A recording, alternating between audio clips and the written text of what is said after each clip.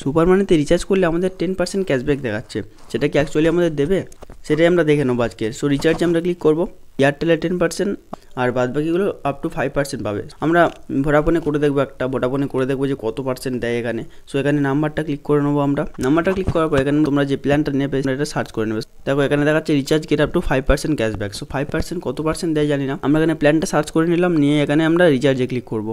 আমি অন্য জায়গাতে রিচার্জ করতে পারতাম, তাও জাস্ট আমি কত ক্যাশব্যাক দেয় সেটা দেখার জন্য আমি এখান থেকে করছি। সেখানে আমরা পেতে ক্লিক করবো। সো আমাদের পেমেন্ট সাকসেসফুল হয়ে গেছে, পেমেন্ট প্রসেসিং হয়ে আছে। সো রিচার্জ সাকসেসফুল দেখিয়ে দিয়েছে, আর ক্যাশব্যাক দিয়েছে 1.5। ক্যাশব্যাক দিয়েছে 1.5 মোটে, কী অবস্থা! আপ টু 5% বলে ক্যাশব্যাক দিয়েছে 1.5, এটা কোনো মানে হয়? এই সব ফালতু অ্যাপ, ঠিক আছে, ফালতু অ্যাপ তোমরা ইউজ করো না। এখানে আমি রিচার্জ করলাম, আজকের 22 মে আমাদের 1.5 ক্যাশব্যাক দিয়েছে। তো আমাদের এখানে এত কম ক্যাশব্যাক দিল। এয়ারটেলে আমি একবার রিচার্জ করে দেখবো 10% দেয় কি দেয় না, ঠিক কত পার্সেন্ট ক্যাশব্যাক দিয়েছে তোমরা দেখে নিচ্ছি।